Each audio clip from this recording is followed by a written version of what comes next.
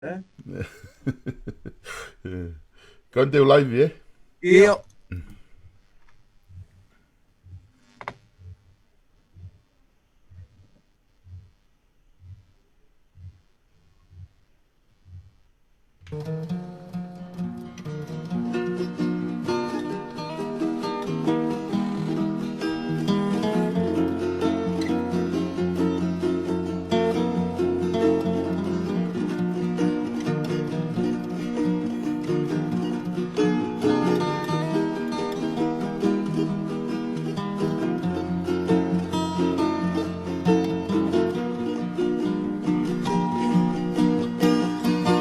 Whanoso pe au whanomo Ki e huni fia mo te lolo Ua ka fōsi o kuloto Fuolo ai wa mamao Ka he i kai ke lawa ki ke ngalo E leo ai toko mano O kuke tatau mo e aho o hili a ngomo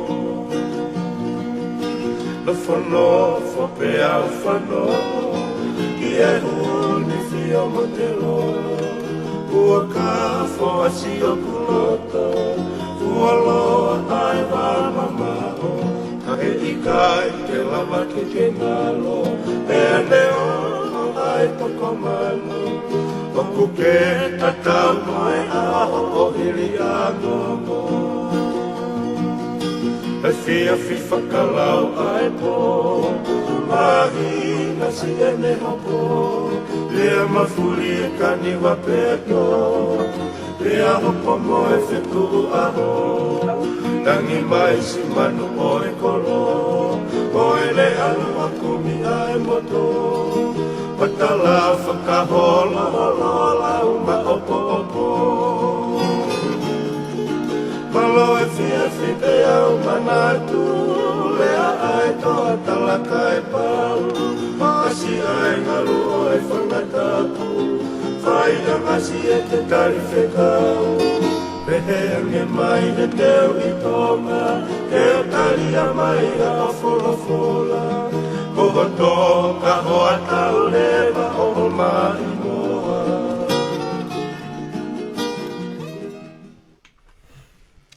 Ko kore ke hu whanga inga hi tala whatapu ko tō pe wha o atu pe me he pāngani ka ata mua e whainga maari e hoatani ke whakahoko atu ho mo polokalama ko e tala no ako pe mo politikare o ku heni pe mo palofesa ino ke huakau ke whakahoko atu ho tau polokalama ko ia ki ahoni ko au Sebastadonga pe me he Pipon Media malo mua tau mau e hoatani pe ofa kulere ai mea ko tō pe me apina mo katake o se atu e tau polokalama ki mamata atu kia i koi au ku mahuinga ki nau mamata atu ki he polokalama ngahi polokalama mahuinga koini i ngahi wahe wahe ku omi he ka palofesa ku o ko mai ki nau tolu ki he ki kau taha mitiani pe apehe fo ki ati ki nau tolu ko toa pe ku whawhi mai nau tolu ki he ni i he hoatani fo ku fia fia ki taitai le rei koe palofesa ino ke wakau malo apito e tuku taimi pa malo hono whaatari e whahoha atu ke kau mai he tala noa ako pe mo politikare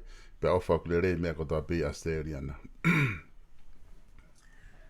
malo apito Silvesta ka te u mui atu pehe whakamalu ko e ngai whakatapu ko a whaki me he polokalama ko ku whakatapu whoke tu i o langi ko whawhainga maari e mai ki taua ke tatala noa he ahon e whoke hau o tonga o e iki pure anga mohono kakai a tapa pe o tau iai o ku whawhiawhia o mape Silvesta whakalava o e polokalama ko e nipa ku whamalo atu ki he mau o e whainga maari Koi.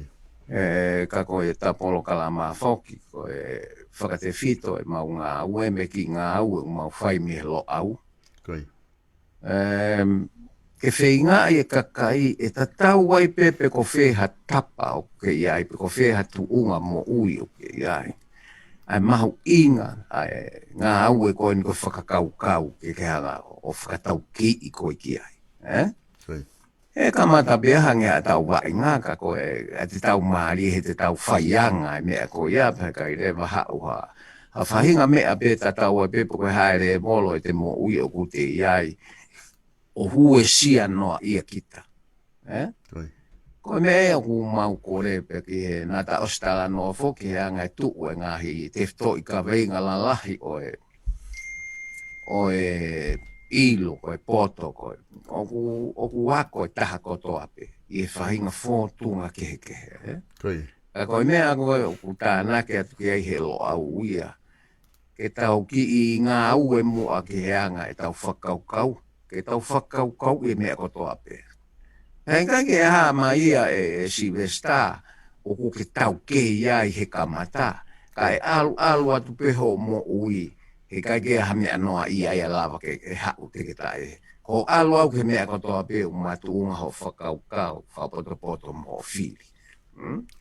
He ku koe kaweinga koe ia he ku tala mai pe he taki lotu whalau toi whasapa te. Koe mea koe poto o whakatata aki. Ai vai loloto Pea koe mea ko utu aki ki olu. Koe poto whaike tau whaitutu ni. Koe mea ko wohu aki koe ki olu ngā ki tau ngā. Koe whakaukau. Pea koe foi mea ia o atu. Ka koe puiputu a pea ko atu he tapolo kalama Silvesta. Ka ke tala mai pe koe mea koe tako mata mea i he ahoni. Ai peke mau hatau ki fia. Loto lelei. Ngai ahoni foki mau inga apita mea ka mo i fia pe mo loto lelei, mo loto taua taina, ko ngaka tau mo i fuoloa.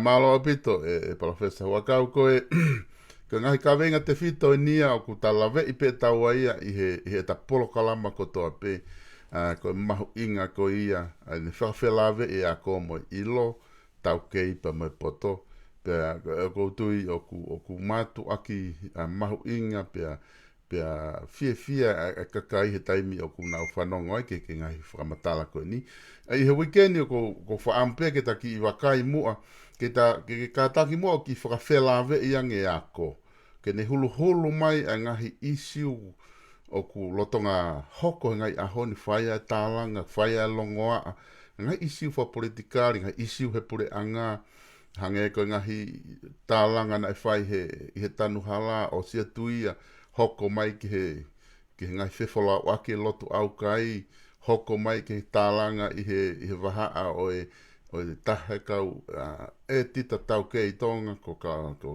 pia moe pare mia, ke hanga mua o ki hulu mai ngahi isiu koni o ku tau whanonga toa he ngai ahoni, aki me ta whaaki ai ako.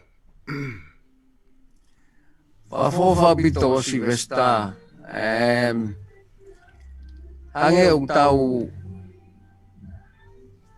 tau whanonga hafu o kapakuka. Koia. Koia. O tau alu me fo ilongoa, ke fo ilongoa. Koia. A koe tau ki tokoni whakakoat peke ai Silvesta.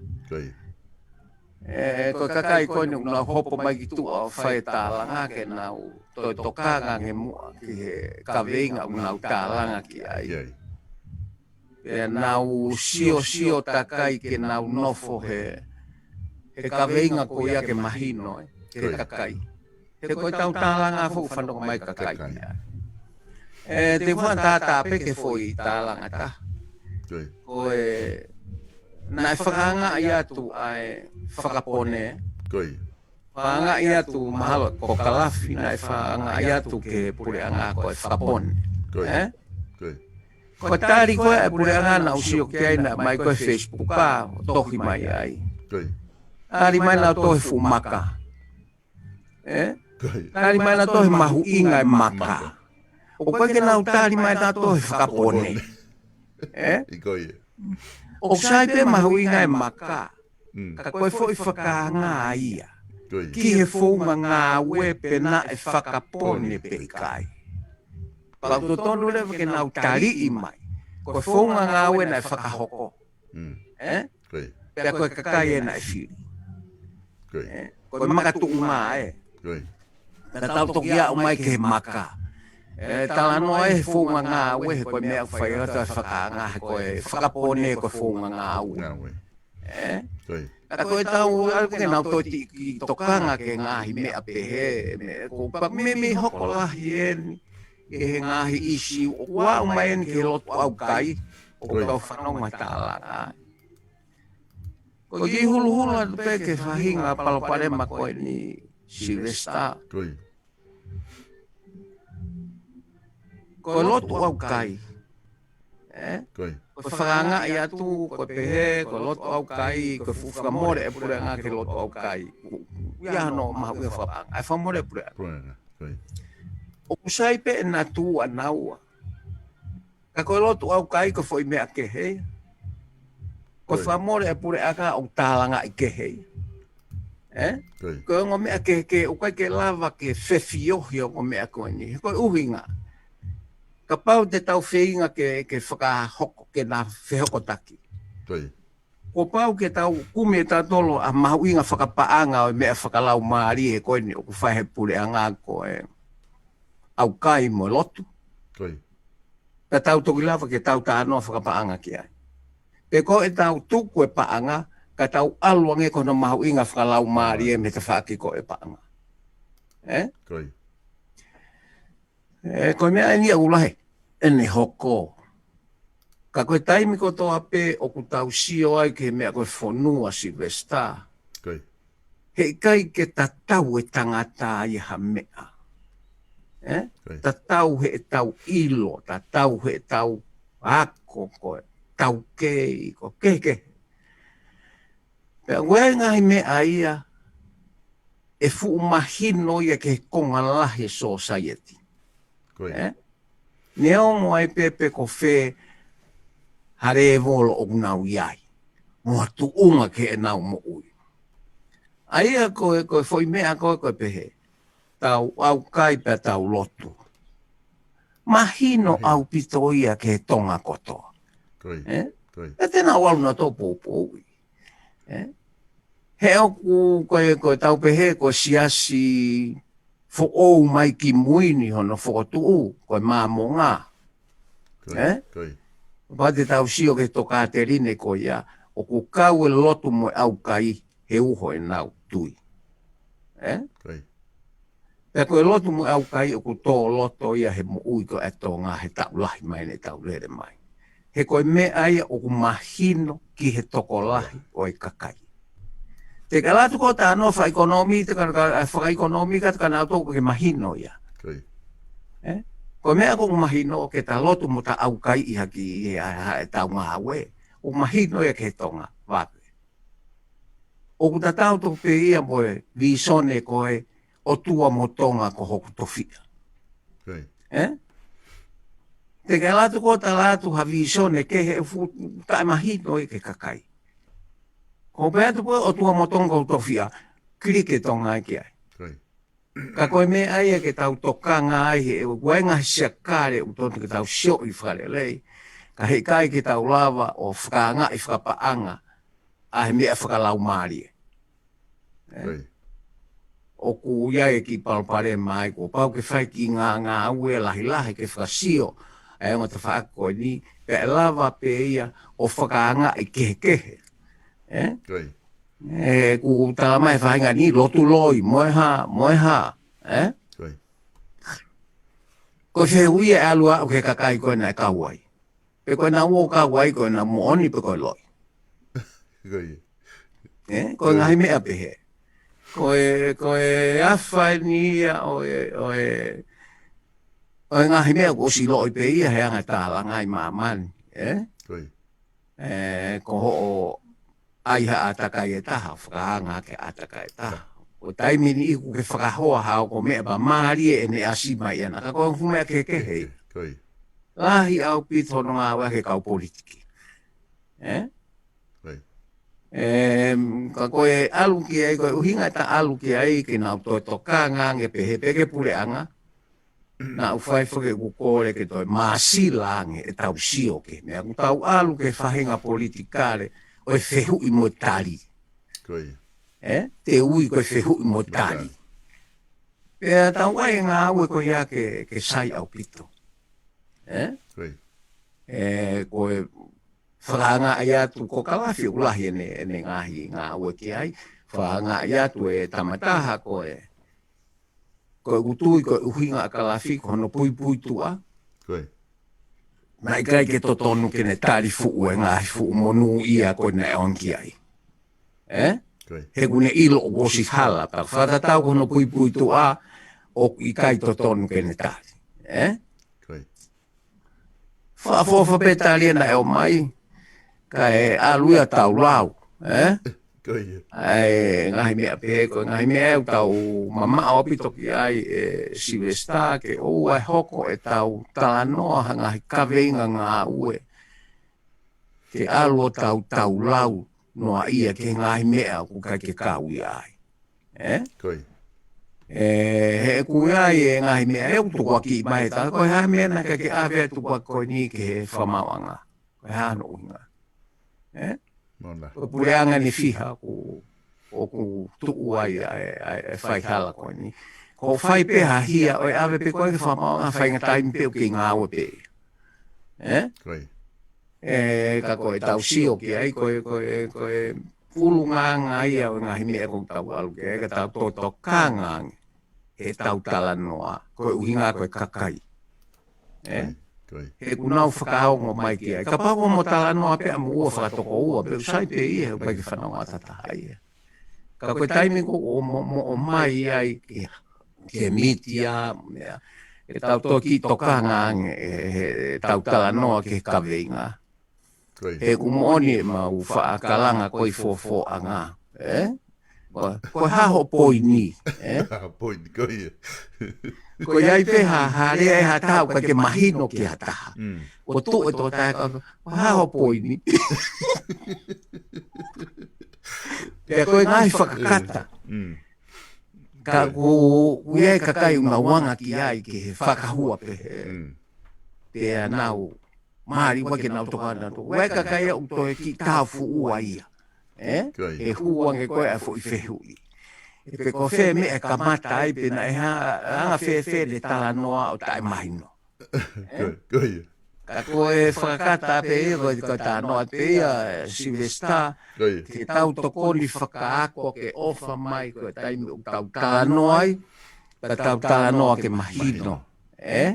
Koe ui koe whanonga e kakai ke na wako hamea na mau ha lelei ki ai. Koe. He ku hange koe ni koe ngongo whamea whawhiawhia e nena usio ai, koe tuu mai a tensioni ale, potu maau koe na hana lao, pia moe wharea lea. Koe. O tala noa i o sio mai he TV, o tala noa i fo i lao, o kunau whakahu mai he potu maau. Mohono uhinga, ko hono pui tua, pia mohono to onga. Koe. Koe tahea mea whawhiawhia ko usio ki ai.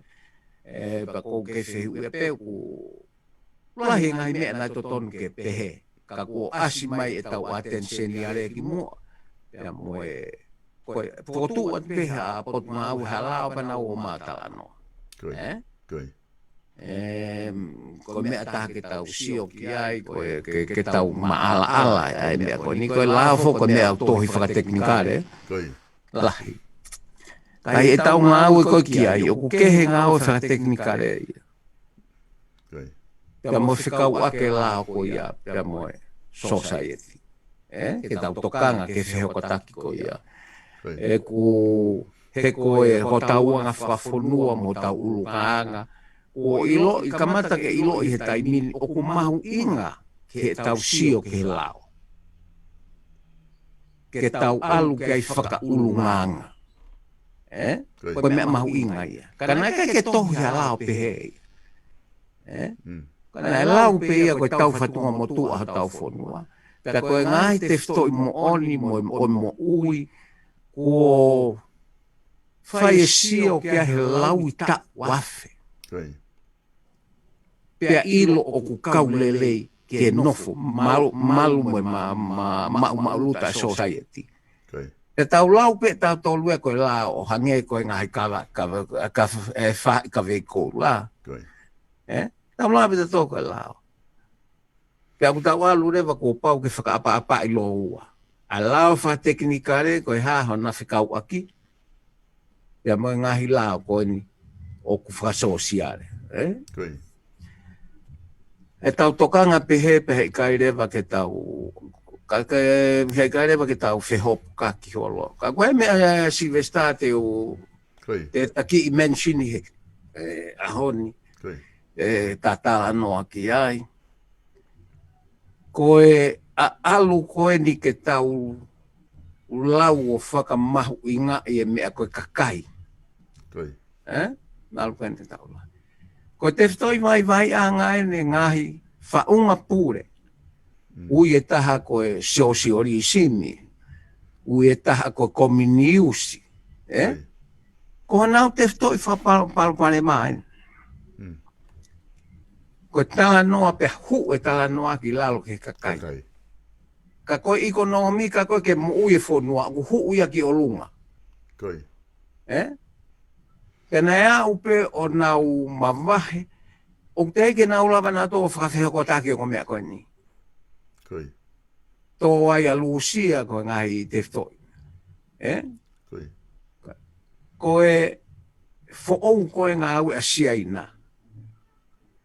Nō whasiaina I hane mea whasosia ta tau pe. Koi. Koe ai e kalasi koe ke pūre, ai kalasi lalo. Ka koe foke, ka sisi foke na hoa na toke whai ngā au e whonua ke mai paanga e whonua. Koi. I ngā au e. Nā wore ma nau tolu o mai a full system for ekonomika koe Amerika. Koi. Koi. Ave e nau kakai o a koi ki ai ke capitalism, Koi. O mai e nau toi foi misini fra ekonomika o whakahu ke nau polokalama wha sosiare. Koi. Ke nau whonua. E nau fo I whaunga whakapolitikare. Ha mea hokea he ahoni. Te ke lau ko si aina ko news I kai. Koi. Tonu au pito me nau tu umari ho nau whanua na te whinga ko ia. Ko mea ena ke mauna e whinga ke tangata ko Kopachet o Lucia. Ke ririu a Lucia o a. Koi. Ka kua nofo e ngahi whanua ia ko ia. E fuu wanu o tokolahi kaka ia o kunau mau mo ui pe nau tu maari e pe nau mai momona o e foi whaunga koe kuosi. Koi. Whaingata ai ke nau ngā ue. Ka koe angai e taimi ko ku palpare mai e Silvesta e tau whakahu e tau ngā ue ke nofo taha he mea koe kakai. Ainu asi mai koe ni he tari ui, he tā mai he kau mea. O toke asi mai ki muino tā mai, na kai tokanga akirisia ke he te mokalati. Koi. Na e tokanga ia ki he tari ui koa.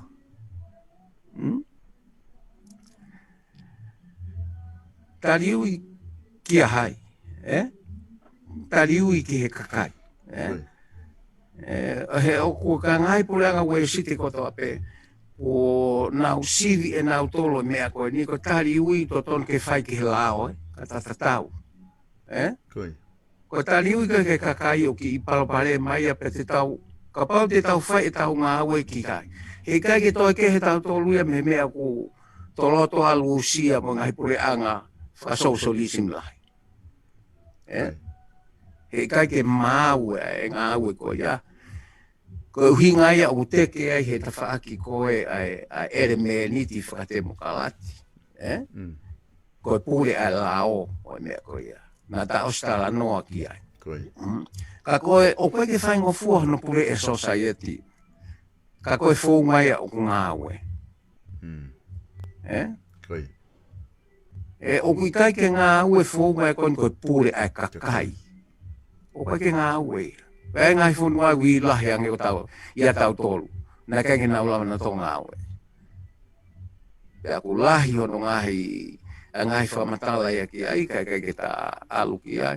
Ka koe me ai a ke tau tokanga au pito ki ai he mea kei teke, wei pe whahinga o kunau kei teke, ke tūkoe whaingofua e tari ui ke he lao ka tau alu ke foi mea o palo parema koe tari ui ke he kakai.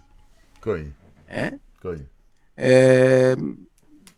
Silvesta, o kaki tau ilo, tau tau pe whamatala e whewhe. ko e tatatau pe, Koi. ko e tataliu I ke lao. Lao. Kehe mei ai, ta kehe tau. Tō kehe, he mea kotoa. Koi. Pe koe mea ko hono ua ko ai e palopale, mā ko foi mea ko alu e taimi ve e teka o taimi. Alu e taimi ku osi. Riu, Koi. Koe mea pe, koe Silvesta ko ki whatonu pe ki ai. Koe mea ko utau maufoki ke space and time, Koi. Koe vāpa mo. Koe mea koe ia he kusio I palopare makapaka kisio I whalelei. He koe mea koe anga koe o e mo ui. Koi. Koe sino, pe kui ai tawhanga o ke hanga o mako. Pea moe liriu. Koi. Koi. Koe space and change. Koe hanga ia mea. Pea kutongi ai rewa change o whakamatala I aki, o ai taimi ia ke ne whakamatala I mua mone ki hanga o ai e change. Koe ai peke whakamatatau. Lau se koni, lau ha, o koe liriu he tae ha, lau se koni. Koe ha uhinga ho liriu mai he ki he, koe minite ne taha ku ke liriu. Koe hua taha pe koe aho taha. O ai rewa o tuku e liriu a change, ya. Ka tau nofo tau tohi foi mea koe taimi, o pehe, o kupure taimi, ki he mea kotoa pe. Koi. Ko foi whakaukau ia o ku ki iai hono paloparema, ka kohono paloparema e asi mai a he whehui koe ni. Ko pehe koe tafe mo taimi, mo e alu mo taimi e liliu, pe ko tau whakalaka alu mo tangai whelawaki koe ia. Koi. Koe whehui koe hiri atu e Silvesta, he sio lelei koe ke taimi mo liliu. Koe pehe. Koe taimi a hai. Koi. He kai ke tuku māngoa peo pehe koe mea kotoa peo alu mo taimi. He koe mo oni o anga mo uia koe mea kotoa peo alu mo liriu. Koi. Koi. O ku liriu ke he lo, o ku liriu ke he tangata, o ku liriu pe mea mo ui kotoa pe. Alu mo liriu.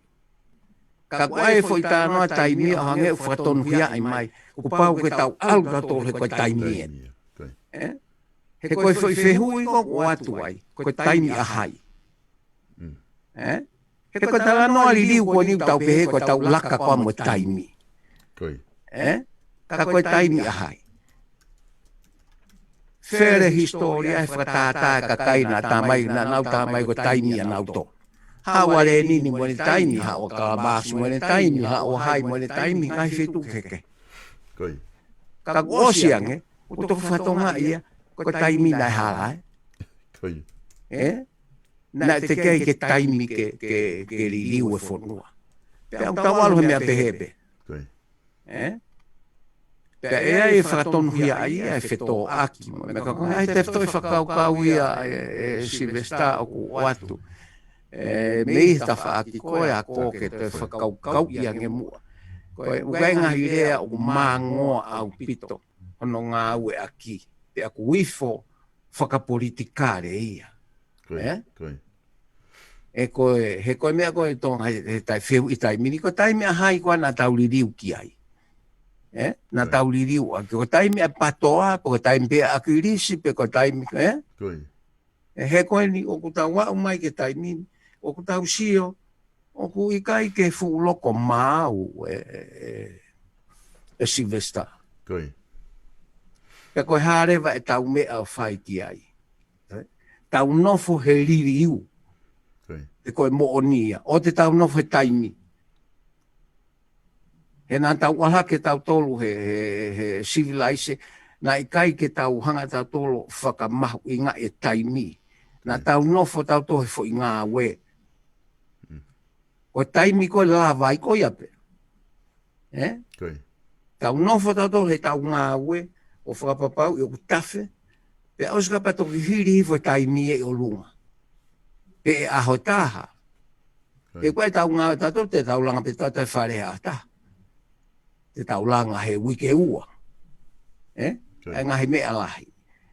He ku tau ilo e tau tolu, koe taimi, koe ai pe ia ke ki whakatonton wa ka tau mea, koe hopo ala a mo e tō ala a mo e ngahi mea pe. O toki hiri fo pe o lunga tau ngā oe. E nā tā whata tō me civilized na e ke fu mahu inga ia. O koe e pe whakawave ia. Ka koe tau mahu inga ia na e whai he lava ai fo i ngā oe. Sai. Koe fo i ngā oe koe ni ririu e wāwhiango fulu. Na e lava pe ia no ola le rei ke whonua, i kai. Koe uhinga, koe tau whato emi mo taimi, kai tuko e ririu. Ona uhinga ia. He koe ririu mo oni. Koe taimi au hiri whaki fo pia funga ngā ue. Ka koe mea ia e aonga o pito ke tau toi sio i aki e tau o ngā ue Silvesta, ka koe anga pe tata noa ki ai ke ngahi o kui pe koe ngahi keto i mea oe ke whakakaukau, oe whakakaukau ke he ilo na a mamangi atu ai ai tau ngā ue. O kui kai ko hatau pe he a tau tolu Silvesta kua hala i mea. Ko ta pe atu pe taua ke tānaki atu mo, he ka pau nai tānaki atu e ke tau siofale rei, he kai ke tau fulongo ape he. Kai ofa pe te na wako i hatoe mea e toi o atu. Ke malo pito e palafesa koe ki mua ke ta aroatu ange ke ta ki wakai e tau ririu koe wawhengo fuluhange koe ko ke o sihanga o mai i whakaukau. Ko tau pehe ko tariui ki he lao, mo tariui ki he kakai. Ko ngai mea whukai no malanga i ia, tatau te whito he taimi whingai ki whakaloto ha kakai, piko e campaign, i ofi he campaign i wharearea, ngai taimi ko ia. O hakerewa kakai, pa pe tariui, o mahu inga tariui ki he kakai. Ko whakaukau wheni ke tala mai, o ku ikai ke mahu inga tariui ki he kakai, o mahu inga tariui ki he lao. O whehu i mahe toko taha ni, ko mea tatau pe tariu ke kakai me lao, ko hawhoi sino pe e taha, pe kuna kehe pe. O koe te whtori wakaweinga ki tau whakaukau i Silvesta, Ko ia. Koe tau ataina, mea koe tau ataina. O ku mau e tatatau. Pe koe lao pe taha kuni o mai e tatatau. Neong o tau tala noa ki he lao, he taim tatau, ka koe lao ai whonua. Ka koe whonua o ke kakai, koe mea ke hono elemenit ke. Ka whakao whoofa ai whehu ia, koe mea ia o tau koe taimi pe ko o tau tala noa ki he lao, o koe ke ha mea ia koe lao, ata aloha pe o koe ke aia ka taha. E koe lao, o kunofo i he funga o kakai. Ka koe mea ai ko na whihoko taki ia, ka nge koe lau, ke te taulawa pe ta tolu whamawa, hei koe kakai e koe lau Ka tau tāno ain tau tau ke he mea koe tariui. O kumalanga i holo. E koe tariui koe ki he lau, koe kakai vei peia. Koe mea ngā ue e kakai o whatatau aki. He ku malu i ho totonu he lao. He kai ha o tā whakailo noa ia koe. He kai ha o tā tuku pōpula i koe. He kai ke ha o tā o whakapōpula i koe ka pau kai ke loto ki ai. Whakamau koe umea koe ia. Koe umea o mai ko nispu tone mo lao. O kai to ia e o kai ke o mai ho tau ngā whafonua tau tolo umea koe ia. Pe koe umea koe ia koe o atu kia koe. Koe ko hono ki perperenge sia e tau tā noa ki ai. He koe ke ha me ai a kui ko lao noa ia pe o kai ke la vie ka taha. Koe whehoko taki ulahe tā noa ki ai. Koe tau tā noa ke he lao. He kui ai ho kontule ki au mo e whonua. O matu unga hano lao. Malu i ho tau ataina, malu i ho totonu. Aloha tata whakai haua koe. Koe ngahi mea pe Silvesta, o tau tala noa ki ai. ka ku whaafofa ai whehui he koe mea au tau sio ki ai pe kutoa he koe foi mea koe ni koku hau koe ni o mai koe ni ai whakakau ke tariu ki he kakai ko whakake ke he e kakai a me he la koe o nau ngā ue aki ai e te tau pe uai pe koe ia whakake ke he me he mea koe une malu i o totonu e alu ia ke ngai mea ko ia pa ko fereva mea te ke alu ki ai te ke alu ke tariu ke mea une malu totonu pe ke ko ai ke tariu ke foi mea ko kakai o kuki i palopare mata no ki ai pe ko hai ko ai foi sino fataha ko ia ka ko ia tau ma we na tau ai ko fonua mahuinga ia tau iai mea kotoa tau whanua. Ku tā noa whakalahe au pito pako ngahi me aia ko mai ho tau silaise. O ku machio ata ia o tau sio aki o palopare mani taimi. Ko whakakehe ko ia. Kehe ko, kehe mea mo ui ko, kehe. Pera tau alure wa palopare ma. Ke tau mahu inga ko, mea ko kehe mo ui, tau mahu inga ta tau pe. Silvesta ka koe anga ia tala noa ki he konga ko ia. Tau koe me e o kupea tau kou mahu ingange ai tala noa ke he lao. O wifo ke kau politikare i he kei nau tala noa lao nau tolo. Ifo au pito ia ke tala noa ka kai ka koe kai ke ha uhinga umangoa. O ka tau tof pe ia mo foi mena ta tala noa ke mo koe masiva. Wifo ke whanonga ka kai ka mangoa ai uhinga.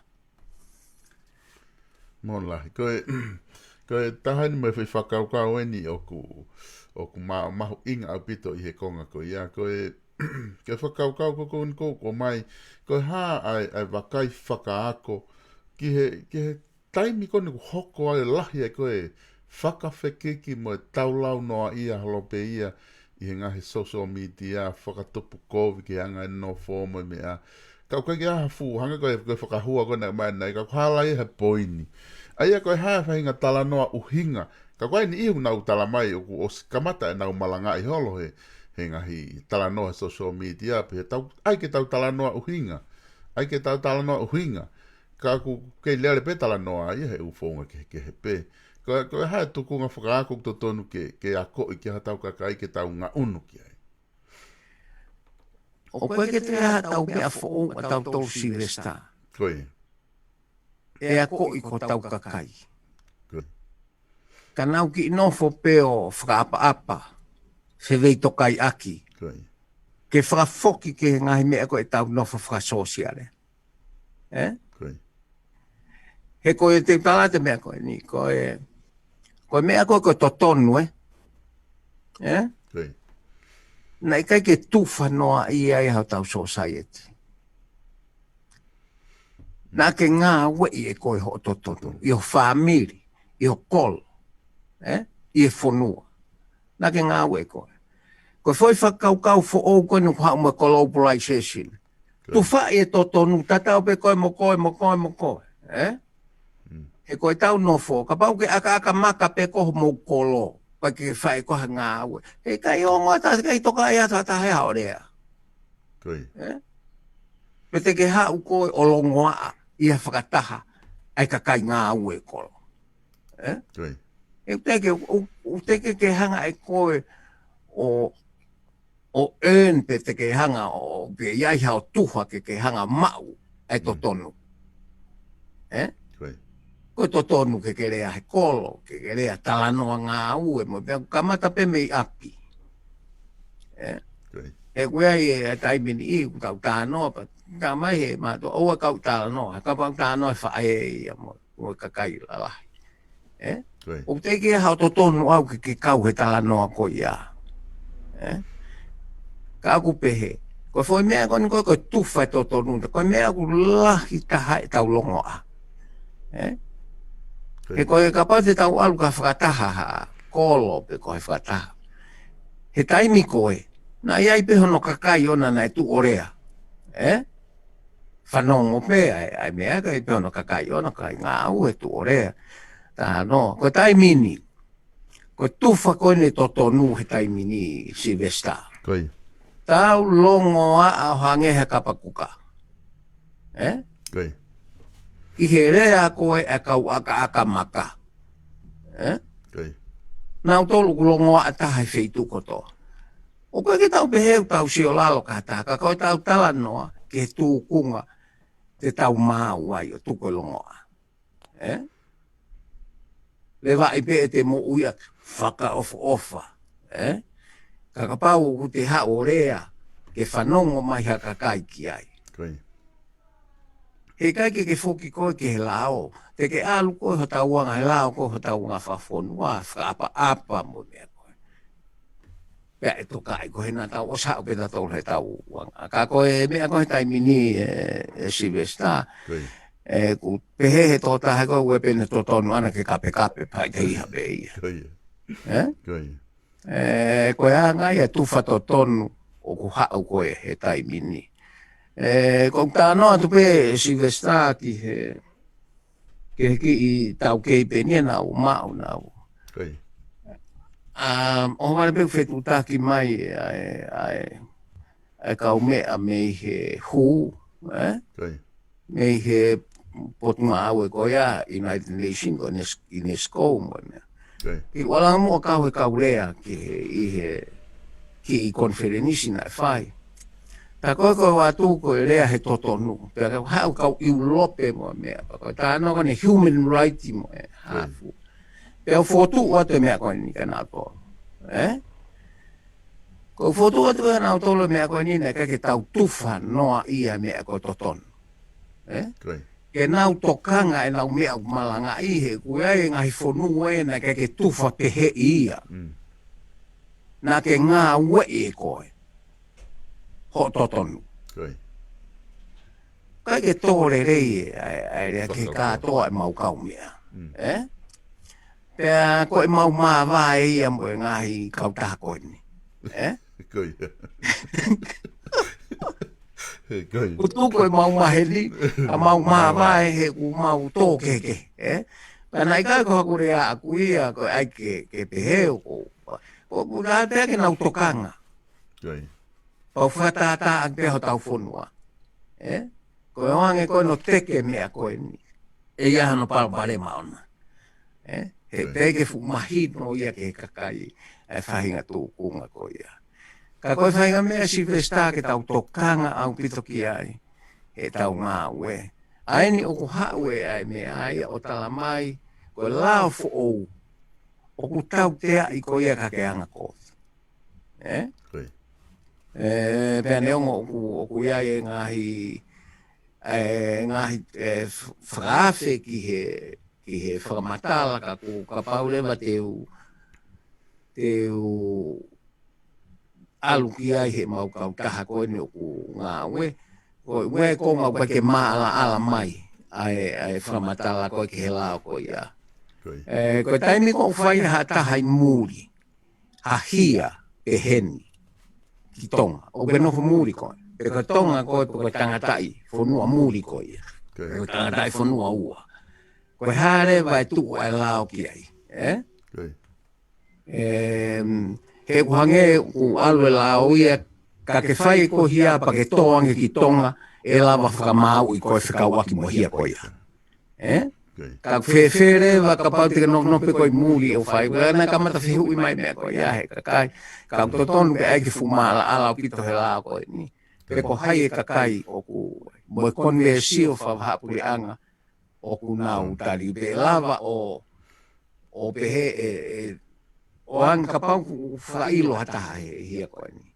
Koi. Pe lava a ngai whonua muri ke o anga pe hataha ke tutuni mai he lao ia. Kore, hawafka ngā ue mga hai poeanga. O hange koe ko kau tīpota. Koi. Koi. Koe hange koe ngai mea pehe. Ke te ki whamaala ala mai te hange he ne tua la koe ni. Ka ku whakawhaka koe me e te tau alu ki ai Silvesta. Koe ala mai e lao o toi lehi i ho lunga ngā nei. Kai ke kau ia. Kai ke pōpula lao ia ki ai. Ki mua.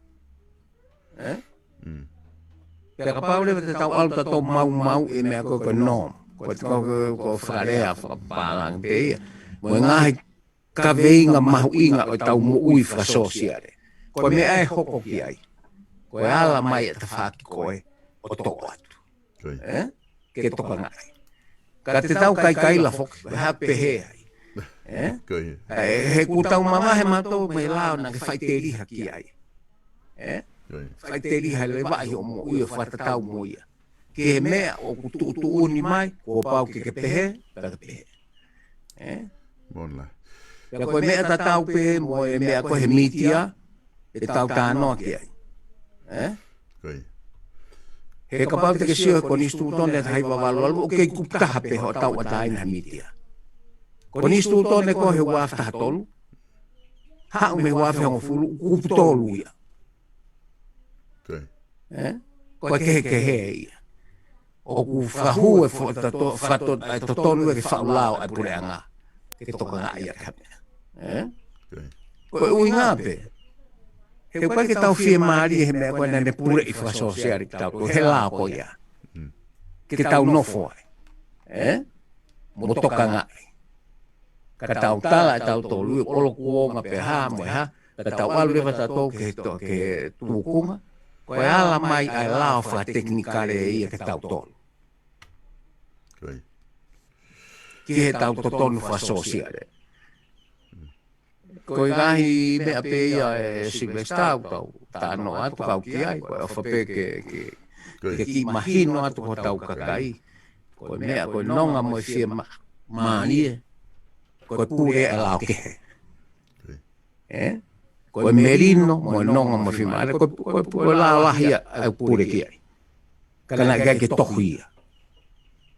Hena e o atu peke tau ngogu osi laui ta mafe. Ona whakamo o ni, koe fo ilunganga lele ie.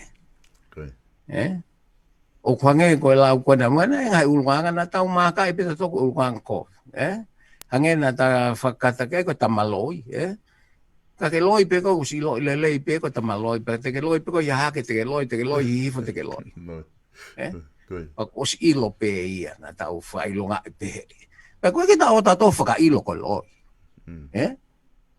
O ku tau tuku no ai peta, koe peke tau toka tato kanerea. Hau peta whakohu he ta whakoe. Ka koe nia, o tau alfu i ue lao defamation. Lau i kovi i mua mea, o ku e fihia e ta malo ia. Wala mai rewa lao whakateknikare e tau ngāu. Ko lahi ange ko e nau nofu ko mau e tau nofu he lao whasosiare e tau whanua. E si rewa ala mai e ta whakoe.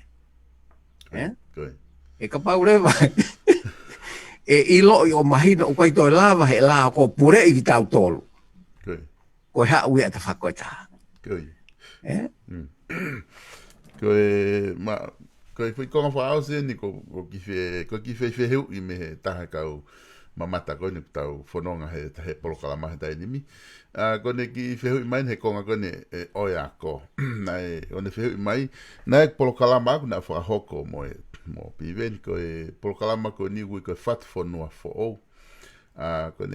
Kone whinga ke tala noa ke whainga whatu whanua te tau unu atu ki ai.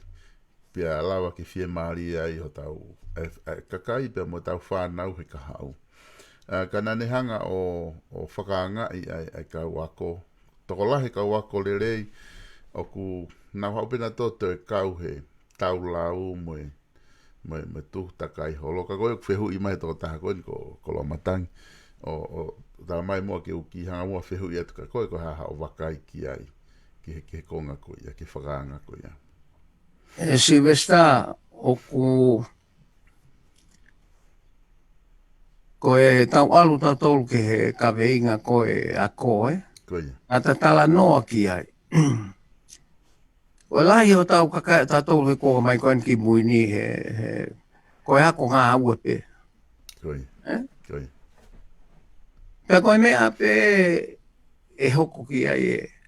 O wha pene ngā ue ana. Kai toi ao ngai ka tawhaki.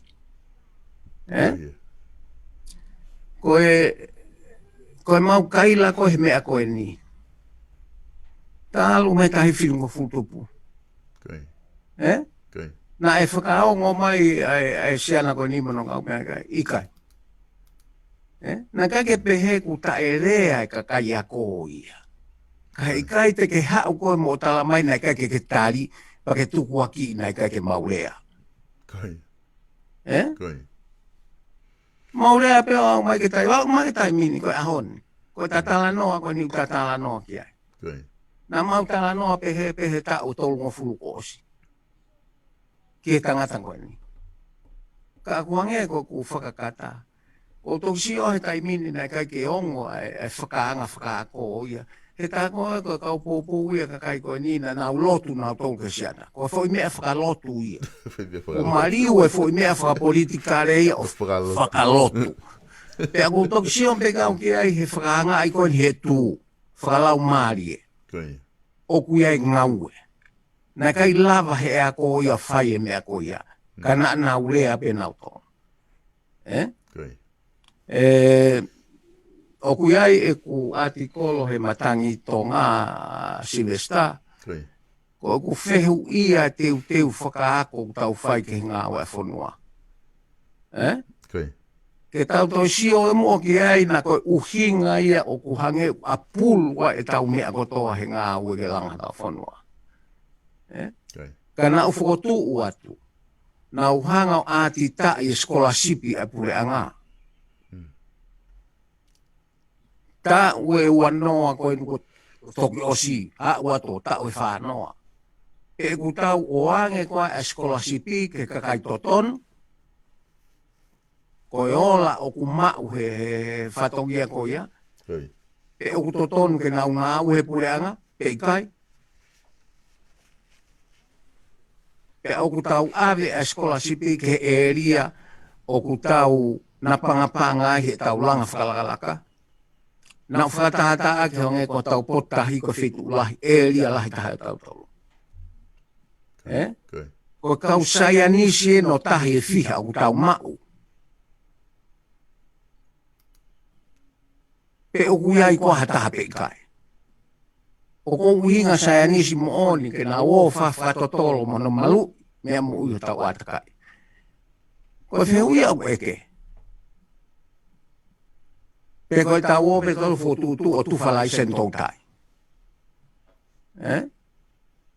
Pe ku tau ave koe mea koe erie koe nina totonu ke osi malumu i tonga. A sino lahi mahu inga o pito ke whatotolo. Moe malu i tau atakai. E kau saia nistahi. Ka kogu eke. Ki maulalo pe koe fia ilo. O kuiai ha tau taha pehe. Pe kuiai ha tau tamaiki na ea ko ia. He ue ngahi whanua e o tuwha skolasipi ki tonga. O hofa pe ia. Ka ui kai ke tuwha skolasipi a ke ha whanua, ke whanki whanua kone ulangalanga fo ou, ko ha mea ke mauaha nau mo ui.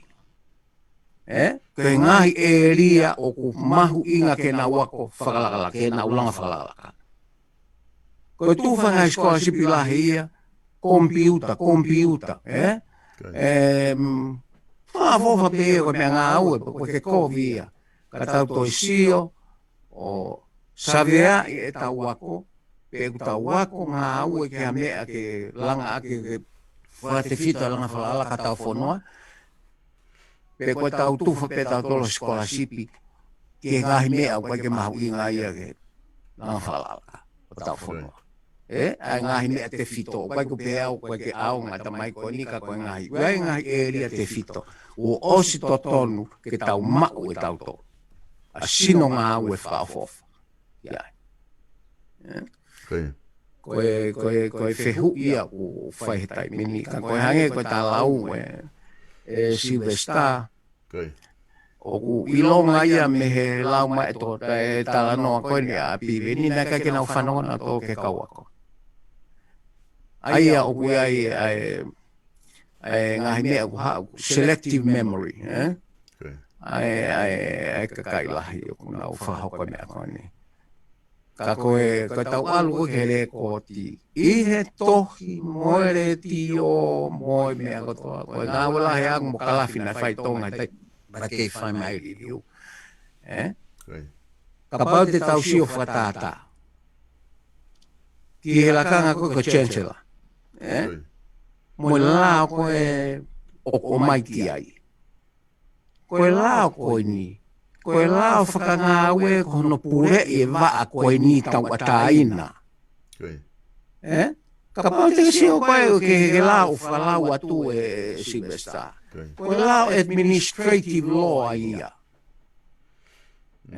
Kai. O kui kai ke halao i ai ke kaunoa sense la i he whatongia whakamau mo lao tonga. Kai. O na tari ulo ua ki ai. Hala ha mea. Kai. Papai ke uhinga ne fo ana ia hono fotu u. He koe uhinga ko hono fotu u. He ko alu ho tau ai pure anga o apoini whakapolitikare. Kai. He kai ke nau ha o pure ke ta whaake e whakamau. He e whakapolitikare. Kai. Pea koe unko konsen i koe ni koe whanai whahape e tupo ngima. Ko mo ai rewa ke mo whakalere pure ngā whafofa bei. O atu, mo whakalere. Ko hai rewa te ne malu i hoku kakai mea mou tolu. Kai. Koe mea e nei whakotu ai Lord Chancellor. Pea koe laa koe o mai e koe laa whaka administration, koe laa whaka ngā ue. He koe kau whakamau o ku pure e koe potu ngā ue e kunau ngā ue ai. O ku hala ataha mea laa koe ni e lawe ke whatongia whakamau. He ene whakamau. Mo e lao. O kuna talango fua lo ua peke lao e whonua pe koe hea lao fotu. Koe tau tala noa ia ke mea koe ni. Kai. Kai o mai a tala noa. Mo whakahuhu e tala noa. He e kākā koe Lord Chancellor he rea ke whakamau. Kai. O ku hala atake e ha mea lao koe ni tene whakawhikākunga e ngā ue e whakamau mo e Lord Chancellor. Whakalao. Kai.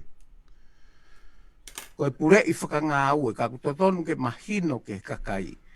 Ka koe, he te taalu ai e Silvestar, ngoi hae mea o ku mau lalo ai riri uanoa, wafta-noa. Kai. Koe rea koe ai whakamea koe siana. O whaafofa pe ia. Pak mahino ia koe lao koe konistutoni mau lalo tahain kutu o sio ai. Kai. Pea kutu koe ene whakamui mano anai mui. Koe ne mau lalo koe ni, mehe o mou konistutoni nai whao i tupo uloaki koe laulo taha, kau e laulo taha mamani. Kai. Koe hao ku o pehe ai.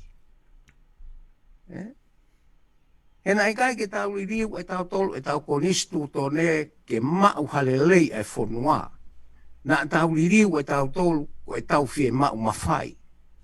Kai. Koe hanga ia e tō. Pea aku toko e asi mai tai bini koe taku mahino mai koe mea koe nai kai ke lawa e whakate mo kalati e pure anga ki mua. He nai kai ke nā uilo nā tō ke te mo kalati, kai nā utoka nā tō ki ai. Kai. Kai. Tokanga nā tō no uke kakai, na alawa riu ka wa e tui.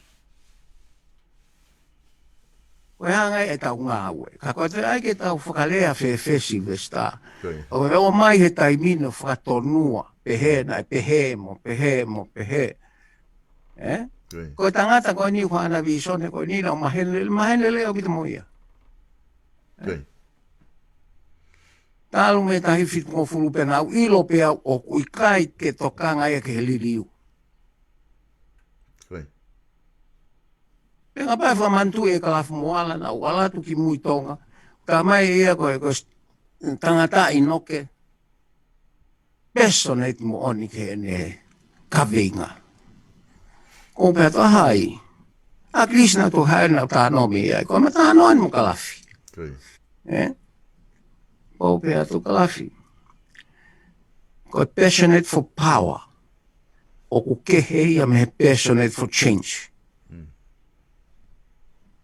Pea koa ki a te au. Koe tangata koe nā. E wilo ki ai. Mea pe taha o toka ai ke passionate for power. O koe ke toka ngai ke ririu. Okay. Koe malanga i pēa ke mahari e ke kakai. Ka o koe ke uilo e au poke ke i holo e kakai koe ni tonga o tala noa holo e mea koe ni. Mo e vi sone, mo e mea ko uhinga ki he ha. Ku mahalo koe koe tau ngā ule rei taha ke wafi ua taha. Ka pahi kai ke to iloa kakai koe ni tonga. Koe. Te tau ongo lewa o ko ki tonu e tau sio ke kakai ki he wafi ua taha. Koe. Ka koe ngai mea e ko tui au ki ai ke tau whalelei ki mua ka tau alu ke wafi ua taha koe ke uilo pe malawa whalerea ke whalelei. Koe. Koe ka veinga taha ke whalelei e tau wahe o tau wahe ke whafoki ke ngai wahe lalahi. Koe. Ka tu koe wahe whapolitikare. He na e wahe whapolitikare. Na ai peki e ria o sea kare i ko ilo ka tama mana koa ai foi mea ke ha.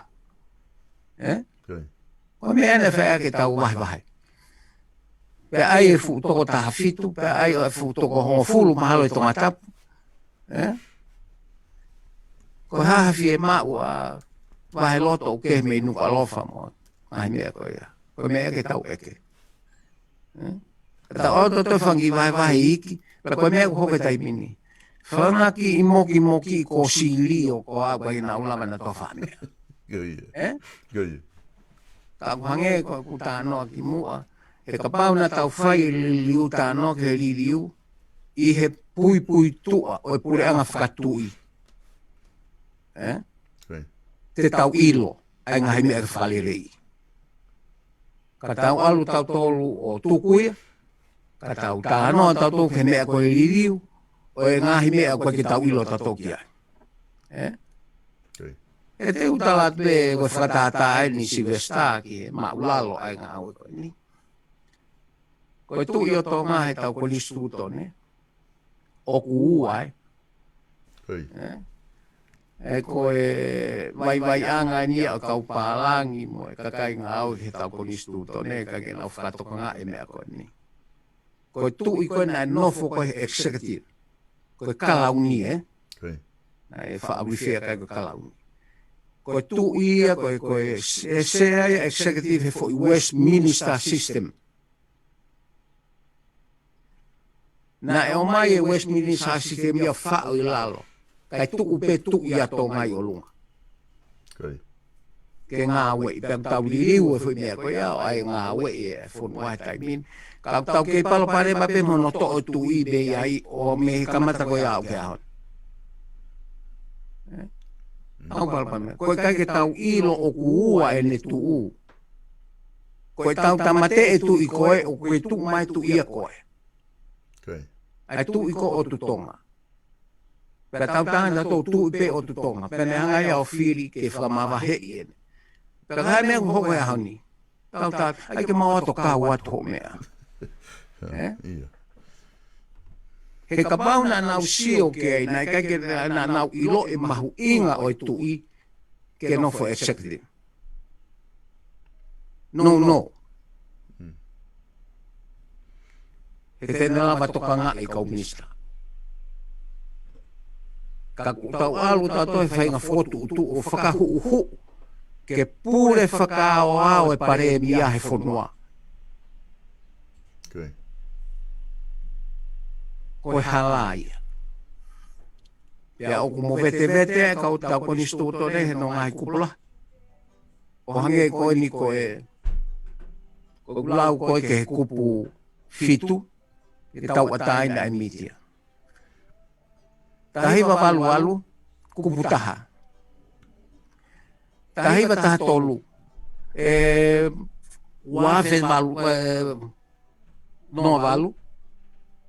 Tahiwa walu, o tonu pe mau. Kupu taha. Wafe taha tolu. Kupe tolu. Na kai ke tau ilo tatu ke hame tau komiti ana fai. Na tau whanongo whawhepak ke kuptolu koe ni. ke ono liu e kupua tolu, hala. Ka pange ko tau lau Silvesta, ka paurewa hei ke tau lava, tau lau fasosiare, o kui kai ke tohi, o pule i ki tau tolu, e ala mai lewa te whaketaha, ala wha teknikare. Pa te tau kaila lewa, tau pōpula. Kai ke kaila ho tau ataina. Ka ke toki kaila ko ato e lao ke ne vai pa ko me e ko tau lue atu ki ai. Ka pa he kai ke tau ka ma uinga e tau fa unga fa sosiale. He ko e na tau ilope. Wafta noa. Kai ke to fa la uia ke tau nga fa sosiale.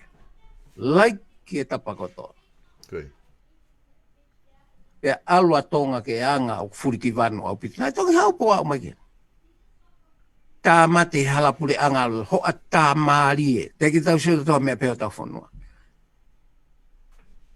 Ka ku alu ke katau kakai a tau tolu, ai tui ke whahinga ni i. O kusai ka nau tolu nau whaiwhai te riha na tohe lao. He nau ilo hai mo hai e pure anga. Wa mea ai. Ko ha mea koko e taimini, hangea ku nonga whanua. Ngā ue kau polisi, maa ka ta kau polisi pe ko tūri toko lahi taha. Ko toko fia ua taha. Kui, toko ua taha. Ia, ko e nā nunga ia o e ngahi mea pe. Ka mata ki whama apo opo mai tau ngā ue. Ia lere atua ni. Pea nonga Silvesta o tau to humu pe mo alu ku e ngahi o kai ke ilo i he kakai koe ni e ai ngahi ngā ue o ku atakovia e pure a ngā moe hange o ku ne nefu e tau ngā ue. Ka koe fwoi mea te u whamanatu atu Silvesta. Koe pure anga koe ki mua. Nai asi mai e whakafoi tui tui la. O whai te riha e whanua. Koe pure anga koe ni e tau toi sio le lei o ku ki i lahi e whakotu whakakautaha. Koe pare mi au hange usea ia he kautaha tolu keke. Pea koe mea koe ni ki tau futokanga ki ai. He koe mea ai ne hoko he ngahi pure anga, hoko koe ni tau alu ki ai. Koe whakotu ai pure anga ai, he koe taimi koe te nau mawahe ai, nau mawahe na tō mga aue. Mo ngahi kontrek e whanua. Aina? Ko mea e ke tau tokanga, o pito ke epe, tokanga ke pure anga pe, ku asi pehe ka ku asi pehe mai, ai me ahi taimini. O kui ai ngahi pukau tahai, kai nau kontreki langa whare. Toi, se ai pepare e mea, pa kau minista. Ko hare vai me ai hoko o kapau hika ke nau te pure anga. E tae aunga u kontreko ni i kai.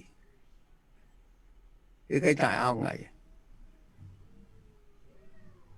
Kau tau oi whatokanga te ke tau sio pureanga ki ai o tokanga au pita. Na ose pureanga koe ni, mo e whetukutuko e tau ngā ue o whai ia he whetuke. Ka toi hao e pureanga koe mu o nawhangi ia, ka pai te hao pureanga. Ka koe tau kawenga Silvesta, koe tau kawenga whakaluku fua ke ofa mai o whakamaa e tau ngā ue. Ka mata me tau wharegarea, ke o tau pureanga, ke nau ngā ue, ke maahe, ko kai ke pūri a mea i he tau sio atu. Ka tau tāno at pe ki ai, ka tau, ka koe whatu tā makia o kou sio atu koe ki ai he ne tuhe ahoni. Nā tau sio ta tolu ka wai a pi veni, o sa koe whanau whai te riha he. He pureanga he mea kosi. Ka wai mo tangata koe ko minista ko tu iwata. Whai te aini o kou tātu ko ka whaila o koe ke investmenti. Ke whatu poloa. O kuiai hono mata mama. E ne tuu koe ahoni. Koe mata mama e ko salwa muri e mi ai. Os whatonga i hei kaiki ke tare kita pe koha kau taha pa ke whai fukau taha hia pa oska pa ke lua koko mua pimo miliona ka e eke ke kau taha ia pa anga ka kaina invesia koe koe ki naulau na tototong. He kono uinga koe kautaha ko fu sino pe ia. Mo ui, tangata. Ang koe mo. Kaya pau te whailo ko, whailo a kautaha. Koe ngahi mea na toton ke to sio ilele ka koe amanaki pe e Silvesta. Koe tau ngā ue koe ke whakateknikare o lao. Toki whakawhawhalah yang. Toki whakawhawhalah yang ke o atu hokau sainis whakasosiare ke nau kau ke tala noa mo sio. O te ke ave ko ia ke alatu ko o lau holo i ave o consultation takai sai pe ia. Te tāno atu ki ai, te tāno atu e mo tuana e te huo pe ia mo mea uka ke tokanga i ki ai. Kei. Koe ngahi mea whakateknikare au te tonu ke tau whakakaukau ki ai, pe tau ai consultation, whahofa na awene ke kakai. Kai toi ai he consultation o maolunga ange, tau ataina, ke sio ke tau lao. Kei. O ki kai koe whanki moki consultation koe no tau wanga ki ai. Koe taimi ko tau alua ke lao mo mea te, pau ke aha consultation ia, sino i o tau ataina. Ke sio ki ai pa ospato o mai. Kei. Malo pito e profesa Huakau, ko tu koe kakato ia ta taimi ke ahoni, ku mawhana e whakamatala, pa matala noa. Oku mea le rei foke tau tala noa ke ngahi sio me ta whakaako, ke ngahi peke mana tu tau kainga, koe kaweinga foke ta tala noa, koe ta tala noa me ta whaake ai ako, ke ne hului, ai ngahi isiu wha politikare, peko isiu whakaako. Poka whainga isiu wha sosiale, o tau lotonga whipaki moia he tainimi he tau whanonga. Ka neo ngoia, te tato e whoki mai peha ta o hoko atu pehe ngahi tuunga koe ni kua e ta ngahi polokalama koe ni. Ka ko tuku ate whainga maari whaosi koe ni ke te koe ki wha maa opo mai, peka hiri ia koe whiunga rewa ta polokalama ke he ahoni. Malo ate whainga maari e Silvesta. Koe. Whakaapa pe ki ho tau kakai he tapa kotoa. Kor whamore pena aku tapa ki tu o harea. Ku kai ki ke whie maari. E whamore i ange au. Whamore anki maua. I he polokalama ka aku mau. Ka koe whai pe i he loto o lelei mo e ofa atu au pito ki he tonga kotoa. O whanau mahi o pe. Ofa atu. Koe, malo apito, ino ko wha malo lahi atu ke tiki mo tolu kainga. Tau whiawa mai i he polokalama koe, ni tala no ako mo politikare. Wha malo atu e profesa ino ke Huakau, i he whainga mari ahoni. Kata mawai he ahoni, kata toki whelongo aki ki he polokalama ka hoko mai. Kau ki i whahoko e whanki tuaki, pea ki mua ke tau mawai ahoni. Malo apito. Malo. Ko tau pehe pe South Pacific Loans, pe ke manatu I lewa ko sitalek tu bau ia, pe mai kautaha no o e whakamaui, aia au iloa ko South Pacific Loans. Ko kautaha e ni, ua lau I tau e nau tokoni I tau kainga tonga, mo Pasifiki I loto Aukalani Nuusila. Oua na ke tuku ke fuwhainga tā ia, mo lo me kina koe e ngahi mo ua mo e pila kehe. Lolotonga e tau whewha uhi mo COVID-19. He ko osi whakanau ka kato a South Pacific Loans ke nau tokoni koe. Iha whahinga taimi pe, oku ke whia mau sēniti ai. Ke hau ka venga whawhamiri, ka venga he lotu, whia mau sēniti ke abe ki tonga. Pea koe hāpe hau whia mau sēniti, whakawawe. Koe South Pacific Loans, pea tene lava, ke ne tokoni koe. Ka oki kai ke tui mai, pea ke to rewa ho telefoni. O ke taila ai whika o I whakamaui, noa walu ngeau, walu, hiwa walu. Pete ke au tonu mai pe ki ha mau ofisi. I he whika ua o Cavendish Drive I Manukau. Pe ko e ofisi I he whetaulaki anga o Mount Wellington Highway, pe mo Penrose Road I Mount Wellington. South Pacific Loans, I he noa walu ngeau, walu, hiwa walu. Koe e ongongolere e nia ki loto Aotearoa. Kainga tonga, ka pau uku ke whakaukau ke whetongi a hao melere aki ha melere fo o e kuonga. Koe chimana wholesale orders o loto o tahuhu, ai kaudaha melere ko fuola tau, e nau toko ni ho tau kainga Pasifiki o ta tawa I be koe hatu unga uku ke iai. Aia e ne whakaofa e nau mea le fo'ou pe te maa o whiunga mo ta wivi whakapanga. Ko Chimana Wholesalers o loto o tahu e maotoa e veni 4-wheel drive kehe wau ki he tau wafi o wanoa. Veni whamiri se avalu, se hongfulu mo se tahaua. Pe ka lau ki he mau ka oua, whaka of atua melele. Whatonga iang e mau klasi veni manakoa ki he whamiri ko e Mahintra tau wafi o wanoa. O ku sea fitu, alu ki whale loto pe kakaha mo unga ka me ko e laulo taha honoanga. Pe se te pe ono point hiwani mai interest ke totongi whafoke. Tō orewa ho telefoni o ki rea mai ki he noa walungi au wha ono ua taha pe te ke au tono mai pe ki he whika ua walu o e Atkinson Avenue o loto o tahuhu. Chimana Wholesale Autos i he noa walungi au wha ono ua taha. Beautiful Tonga o kei lere mawhana i pe a program a ahi mo whakamaakolo ai Beautiful Tonga i he Otongani. I kai ngata e ka whai pōpōwangi e he kakai o ngahi tukui kolo, o tatau pe me niua o au mai ki tonga tapuni, ai ahi kolo tonga whakaofa tau ke maa mo matao maupe. Toku kawe inga aki foki e he taku mamata ai Beautiful Tonga ke whaka ai mo whakaivia e kakai, pe mangahi whamiri he ngahi kolo ke tau tō ai ngahi akau mpakara, matala i akau mo akau tupua pe ke tauhi ke maa maupe mo lanu mata ho tau ngahi aki. Ke konga pe ia e tau whakamalo sino mo ilerei ke tau huo, tafi, pea hiko e veve i tau ngahi api ke maa maupe, pea ke tau latai mo manawa i a ea o maa mo fo'ou. Na ko i whanau ke whanawhana maupe ki mo ai mau mea takoni, kai lava ke tau mo ilerei, mo hao me ngahi mahaki tau te fito ki he COVID tahiwa o ka umai. Ka umai ke tau Beautiful Tonga pe tau hike maa mo lanu mata maupe, he koe tonga ia o tau lau kau, mo pore ai. Beautiful Tonga, o ku atu eni i hangalelei ai Tonga Tourism.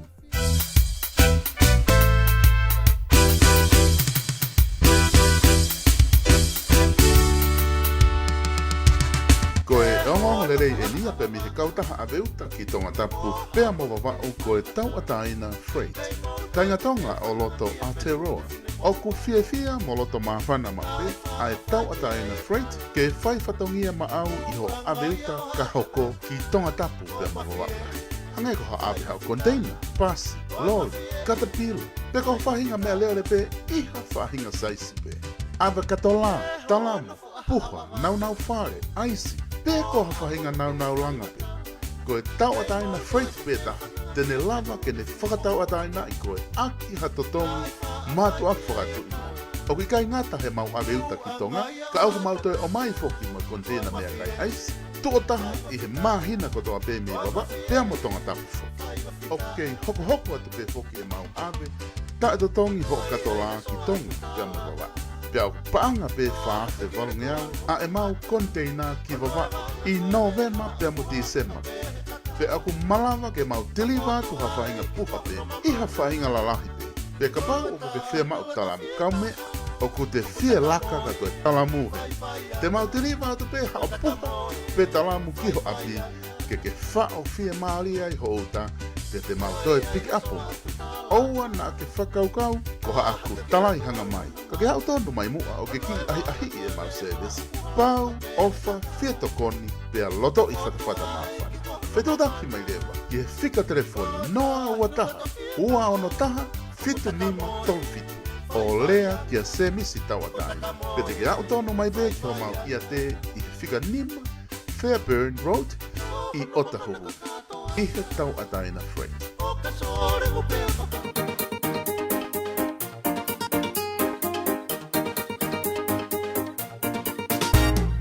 Ko e whanongonongo e nia me kautaha Faustina Construction i he kainga tonga o loto Salt Lake City. Lo tonga e tau whiwhauhi pia moe mahaki whakaauha ko COVID-19. O kei loto fia be ai Faustina Construction. Ke kei hoko atu e mau ngawe ofa he whahaita o momoko e tauni ki ho tau kainga tonga i loto Salt Lake City. Ko mau whahoko foki e ngau e whani i he tau kutoa pe o lave monua e ngahi community kehe pe. Pea pehe ke ngai Access Tonga i he wahenga Utah. Lolo tonga e tau e uangafulu tupu ko mau ngau e langa ai i he Utah State. O wanga pehen lewa ai ngā wena. Te ke fua pe e koe ai ngā hi whakamore kotoa pe, ki he nau e whakaongai ki ho o ngā we, pea e whakahoko lewa e he Faustina Construction ai ngā we lei pā ma au i kai hatatongi. O tatawai pe koe hae whahinga ngā we langa o kuke fia ma o ki he whakahoko. Me he ngā we sima driveways, basement, pe stepu, sidewalk, pe he ki he langa hao deck, retaining walls, landscape, pe koe hapea whainga ngā langa o kuke fia mao ke mau tokoni atu kia te koe lolotonga i wha i tau momoko. Oua nā ke whainga tā ia, he whetu taki mai pe taku o ku mau sani tungua. He koe whai pe i he loto ofa mo e fia tokoni ma au. Pea ke inasi ho tau kainga tonga i he fia o ku ausia e ngai community ke he i he ngau e ofa o ku mau whahoko. O ku hounga ki he Faustina Construction, e ngā he tāpua ki e mo ui o tau inasi kotoa ai. Pea mo e whakatauange ke kei o ona pe nge ia mo e langi, he ki hi ngā ue o tau lava ke whahoko.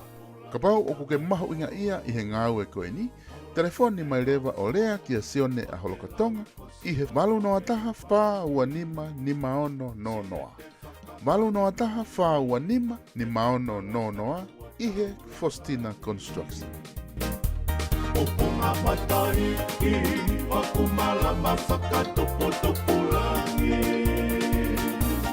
Si o tapapai Nei lalaia e whetaulaki O katupula E angatu le wakawawa ulaki